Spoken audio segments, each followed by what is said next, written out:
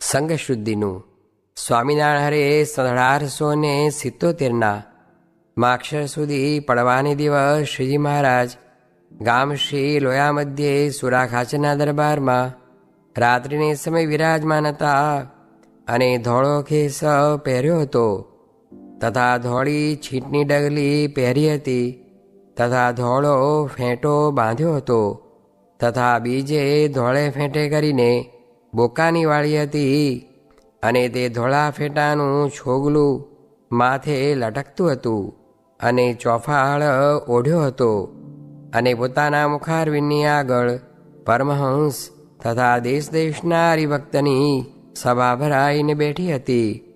પછી શ્રીજી મહારાજે પરમહંસ પ્રત્યે પ્રશ્ન પૂછ્યો, જે સત્સંગ થયા પછી દુર્લભમાં દુર્લભ તે શું સાધન માન્યું છે? પછી એ પ્રશ્નનો ઉત્તર પરમહંસ વતી ન થયો. ત્યારે શ્રીજી મહારાજે કર્યો, જે એકાંતિકપણું એમાં આવે એ અતિશય દુર્લભ છે. તે એકાંતિકપણું તે શું? તો ધર્મ, જ્ઞાન અને વૈરાગ્ય એ ત્રણેય યુક્ત જે ભગવાનની ભક્તિ કરવી તેને એકાંતિકપણું કહીએ.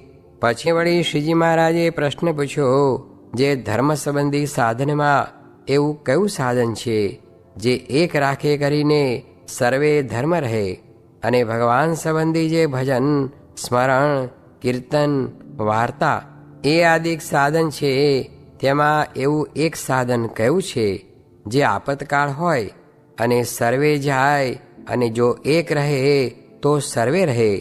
પછી એનો ઉત્તર પણ પોતે કર્યો, જે ધર્મ સંબંધી સાધનમાં તો એક નિષ્કામપણું હોય તો સર્વે સાધન આવે, અને ભગવાન સંબંધી તો એ સાધન છે જે નિશ્ચય રહે તો સર્વે આવે. અને વળી શ્રીજી મહારાજે પ્રશ્ન પૂછ્યો, જે કેવી મતિ એક પ્રકારની રાખે રૂડું થાય, અને તેને જો ફેરવીએ તો ભૂંડું થાય, અને કેવી મતિને વારંવાર ફેરવીએ તો રૂડું થાય, અને ન ફેરવીએ તો ભૂંડું થાય? પછી એનો ઉત્તર પણ પોતે કર્યો, જે ભગવાનના નિશ્ચયરૂપ જે મતિ તેને તો ફરવા જ દેવી નહીં. ભગવાનનું મહાત્મ્ય સાંભળીને તેની પુષ્ટિ વારંવાર કર્યા કરવી તો રૂડું થાય, અને એ મતિને વારંવાર ફેરવે તો ભૂંડું થાય. અને પોતે પોતાના મનને જાણે જે મતિમાં નિશ્ચય કર્યો હોય, જે મારે આમ કરવું છે, તે મતિને સંતને વચને કરીને વારંવાર ફેરવવી, અને સંત કહે છે અહીં બેસવું નહીં, અને આ કરવું નહીં, તો તે ઠેકાણે બેસવું નહીં, અને તે કરવું નહીં. એવી રીતે મતિને ફેરવે તો રૂડું થાય, અને એ મતિને ફેરવે નહીં અને પોતાનું ધાર્યું કરે તો ભૂંડું થાય. અને વળી શ્રીજી મહારાજે પ્રશ્ન પૂછ્યો, જે કેવી જાતનો સત્સંગી અથવા પરમહંસ હોય અને ધર્મમાં સંપૂર્ણ રહેતો હોય, અને તેને પાસે બેસીએ અને વાત સાંભળીએ તો દોષ લાગે? ત્યારે એનો ઉત્તર પણ પોતે કર્યો, છે જેને ભગવાનનો નિશ્ચય હોય ને ધર્મમાં પણ પોતે રહેતો હોય, તો પણ જો તેને વ્યવહારમાં આસક્તિ હોય તથા દેહાભિમાન હોય તથા માન હોય, ને તેને ભગવાન તથા સંત તે ખોદે, તો તે ભગવાનનો અને સંતનો અવગુણ જરૂર લે. પછી બીજાને આગળ પણ ભગવાનના તથા સંતના અવગુણની વાત કરીને તેને વિમુખ જેવો કરે, એવો જે હોય તેનો કોઈ રીતે સંબંધ ન રાખવો, અને રાખે તો ભૂંડું થાય. અને વળી શ્રીજી મહારાજે પ્રશ્ન પૂછ્યો, જે કેવો સાધુ હોય અને તે ધર્મમાં રહેતો હોય ને નિશ્ચય પણ હોય, તો પણ તેને ભેળે નાવા જવું નહીં, અને પાસે પથારી કરવી નહીં, અને તેની વાત પણ ન સાંભળવી. પછી તેનો ઉત્તર પણ પોતે કર્યો, છે જે સંત હિંમત રહિત વાત કરતો હોય, જે શું એક જન્મે કરીને નિષ્કામાદિક ગુણ આવે છે, એ તો ભગવાન કૃપા કરે તો આવે, નહીં તો અનેક જન્મે કરીને કલ્યાણ થાય. પણ આજ દેહે કરીને શું કલ્યાણ થાય છે?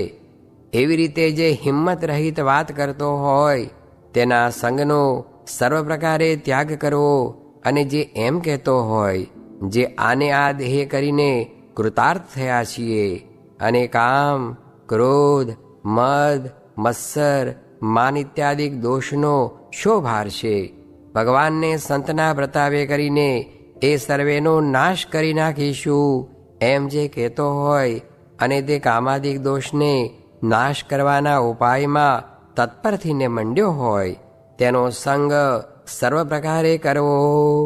અને વળી શ્રીજી મહારાજે પ્રશ્ન પૂછ્યો, જે કેવો સાધુ હિંમત સહિત વાત કરતો હોય તો પણ તેનો ત્યાગ કરવો. પછી તેનો ઉત્તર પણ પોતે કર્યો, જે સંત કેવળ પોતાના પુરુષાર્થને જ અધિક કહેતો હોય અને પુરુષાર્થે કરીને જ પોતાને કૃતાર્થ માનતો હોય પણ ભગવાનનું બળ ન રાખે અને એમ ન સમજે જે આ સાધને કરીને ભગવાનને રાજી કરવા છે તો એનો પણ ત્યાગ કરવો. અને વળી શ્રીજી મહારાજે પ્રશ્ન પૂછ્યો, જે કેવો સાધુ હોય તેનો સંગ કરવો અને કેવાનો ન કરવો. ત્યારે એનો ઉત્તર પણ પોતે કર્યો, જે વર્તમાન પણ સુધા સારા પાડતો હોય અને નિશ્ચય સુધો હોય અને તે પાસે આપણ રહેતા હોઈએ અને આપણને ટોકે નહીં અને પંપોડીને રાખે અને જાપરો રાખે તો તે મુક્તાનંદ સ્વામી જેવો લોકવ્યવહારે મોટો કહેવાતો હોય તેનો પણ સંગ ન કરવો. અને જે સંત પોતાને ટોક્યા કરે ને જે સ્વભાવ દેખે તે ઉપર ખટકો રાખે અને તે ન ટળે ત્યાં સુધી વાત કર્યા કરે ને લલો ચપો રાખે નહીં અને તે લોકવ્યવહારે મોટો ન કહેવાતો હોય તો પણ તેનો સંગ કરવો. પછી વળી શ્રીજી મહારાજે પ્રશ્ન પૂછ્યો, જે સંતમાં બધા ગુણ સારા મોટા મોટા ભક્તિ જ્ઞાનાદિક હોય પણ તેમાં એક એવો કયો ભૂંડો દોષ હોય જેને કરીને તેનો સંગ ન કરીએ. ત્યારે તેનો ઉત્તર પણ પોતે કર્યો, જેને આળસ બહુ હોય અને નિંદ્રા બહુ હોય ને સ્નાન ધ્યાનાદિક જે નિયમ તેને પાળવાનું કોઈ કહે તો કંઈ હમણાં કરીશું, શી ઉતાવળ છે, ધીરે ધીરે થશે એમ બોલે તે સુધો સારો હોય તો પણ તેનો સંગ ન કરવો. અને વળી શ્રીજી મહારાજે પ્રશ્ન પૂછ્યો, જે સુધી સારી વાત કરતો હોય પણ તેની વાત ન સાંભળીએ એવો એની વાણીમાં શો દોષ જાણવો. ત્યારે તેનો ઉત્તર પણ પોતે કર્યો, જે વાત કરવામાં પોતાને વિશે જે ભક્તિ, જ્ઞાન, વૈરાગ્ય, ધર્મ તેની જ અહંકારે કરીને પોતે સરસાઈ દેખાડે અને બીજા સંતમાં જે જ્ઞાન, ભક્તિ આદિ ગુણ તેની કાંઈક ન્યૂનતા દેખાડે એવો જેની વાણીમાં દોષ હોય તેની વાત ન સાંભળવી. અને વળી શ્રીજી મહારાજે પ્રશ્ન પૂછ્યો, જેની વાણીમાં તો કુત્સિતપણું હોય તો પણ તે વાણીને અમૃતની પેઠે પાન કરીએ એવી તે કઈ વાણી છે? પછી તેનો પણ પોતે ઉત્તર કર્યો, જે સંત વાત કરે ત્યારે પોતે પોતાના સંબંધી, મા બાપ, બોન, ભાઈ તથા પોતાની જાતિ તેની કુત્સિત શબ્દે કરીને નિંદા કરતો હોય તો તેની તે વાણી સારી જાણવી. શા સારું? જે તે વાણીને જે સાંભળે તેને તે સંતની કોરનો એમ ગુણ આવે, જે આ સંતને તો કોઈ રીતે પોતાના દેહ સંબંધી આદિકમાં હિત નથી, માટે તે વાણીને અમૃતની પેઠે પાન કરવી. અને વળી શ્રીજી મહારાજે પ્રશ્ન પૂછ્યો, જે કયે ઠેકાણે માન રાખવું ને કયે ઠેકાણે માન ન રાખવું. પછી તેનો ઉત્તર પણ પોતે કર્યો, જે ભગવાનનો દ્રઢ આશ્રિત હોય ને તે જેવો તેવો ગરીબ હરિભક્ત હોય તો પણ તે આગળ માન ન રાખવું. અને જેને સત્સંગ થકી કાંઈક પાછો પગ પડી ગયો હોય તેને આગળ તો માન રાખવું પણ તેથી દબાઈ જવું નહીં ને પ્રશ્ન ઉત્તરમાં તેના વેણ ઉપર વેણ લાવવું. અને વળી શ્રીજી મહારાજે પ્રશ્ન પૂછ્યો, જે કયે ઠેકાણે ભગવાનના દર્શનાદિકને વિશે તથા સંતને વિશે હેત ન રાખવું અને કયે ઠેકાણે રાખવું. ત્યારે તેનો ઉત્તર પણ પોતે કર્યો, જે અમે સર્વે સંતને સાધારણપણે કહેતા હોઈએ જે બુરાનપુર તથા કાશીએ કોણ જશે? ત્યારે કોઈ બોલે નહીં. ત્યારે તે સભામાંથી પોતે ઉઠીને અમને એમ કહેવું છે, કહો તો હે મહારાજ, હું જાઉં. એમ કહીને અમારી આજ્ઞા લઈને ત્યાં જવું.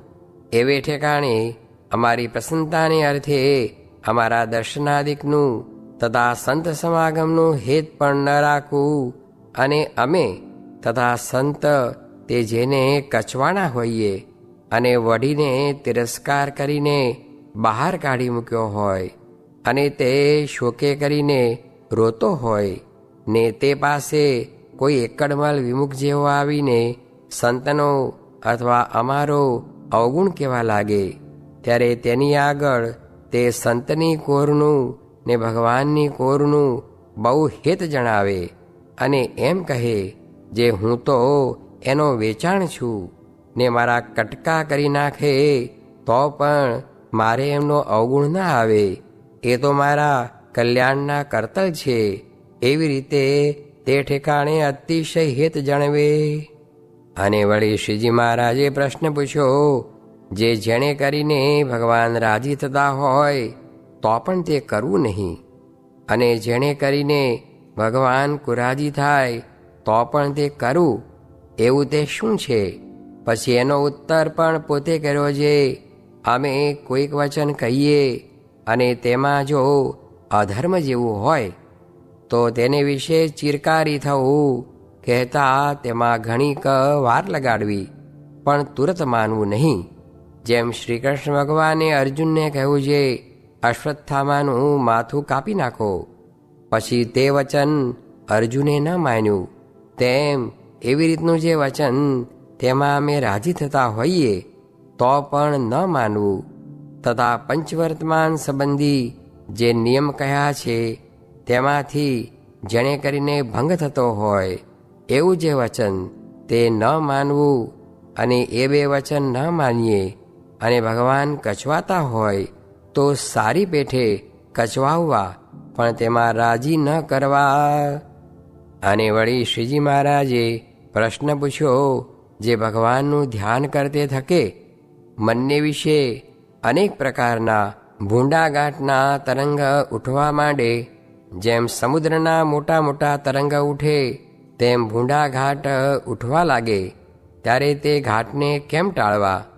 પછી એનો ઉત્તર પણ પોતે કર્યો છે, જ્યારે એવા ભૂંડા ઘાટ થવા માંડે ત્યારે ધ્યાનને પડ્યું મૂકીને જીભે કરીને ઉચ્ચ સ્વરે નિર્લજ થઈને તાળી વજાડીને સ્વામિનારાયણ સ્વામિનારાયણ ભજન કરવું, અને હે દિનબંધો, હે દયા સિંધો, એવી રીતે ભગવાનની પ્રાર્થના કરવી.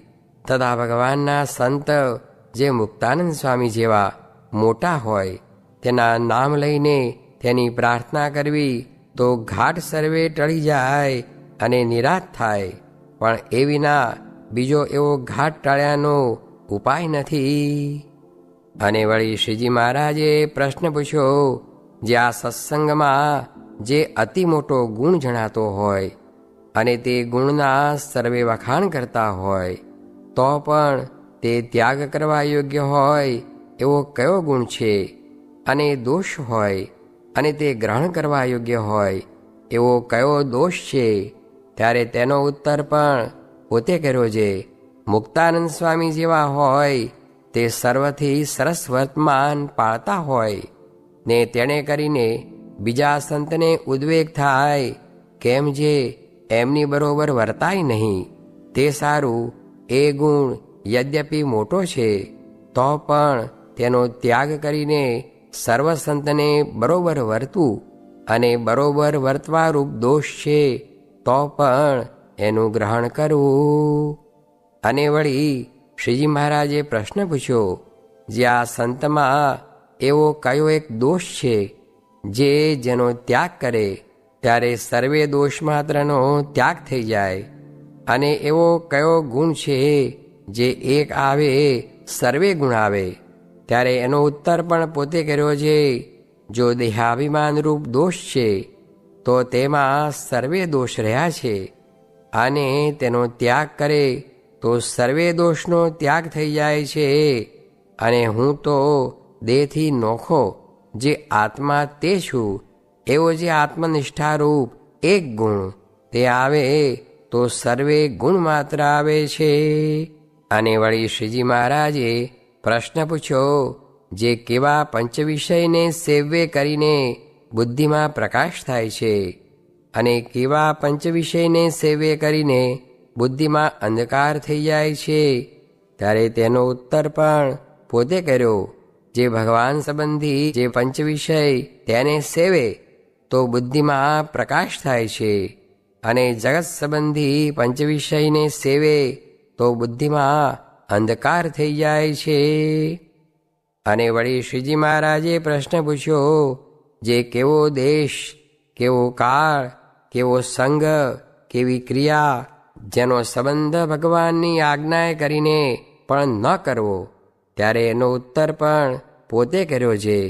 જે દેશમાં રહે થકે પોતાના દેહના સંબંધીનો વારંવાર બેઠા ઉઠ્યાનો યોગ થતો હોય, તો તે દેશમાં ભગવાનની આજ્ઞાએ કરીને પણ ન રહેવું, અને અમારા દર્શન થતા હોય અને તે વેળે સ્ત્રીઓના દર્શન થતા હોય એવો સંગ તથા ક્રિયા હોય ત્યાં અમે બેસાડીએ અને કહીએ જે અમારા દર્શન કરો, તો પણ તે ઠેકાણે બેસવું નહીં, કોઈક મીશ લઈને ઉઠી જવું.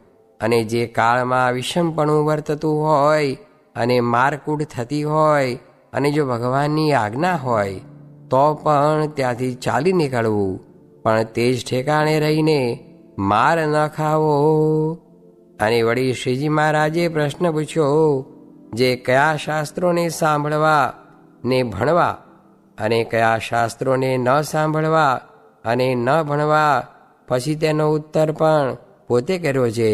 જે શાસ્ત્રમાં ભગવાનનું સાકારપણું પ્રતિપાદન ન કર્યું હોય, તથા ભગવાનના અવતારનું નિરૂપણ ન હોય, અને તે ગ્રંથ શુદ્ધ વેદાંતના હોય ને એક અદ્વિતીય નિરાકારનું પ્રતિપાદન કરતા હોય, ને તે ગ્રંથ સુધા બુદ્ધિવાનના કરેલા હોય, તો પણ તે ગ્રંથને કોઈ દિવસ ભણવા નહીં અને સાંભળવા પણ નહીં. અને જો રણછોડ ભક્તના જેવા કીર્તન જ હોય ને તેમાં ભગવાનની મૂર્તિનું વર્ણન હોય, તો તેને ગાવવા ને સાંભળવા, તથા એવી રીતના જે ગ્રંથ હોય તેને ભણવા અને સાંભળવા. ઇતિ વચનામૃતમ, એ રીતે લોયા પ્રકરણનું 6ઠ્ઠું વચનામૃત જે તે થયું.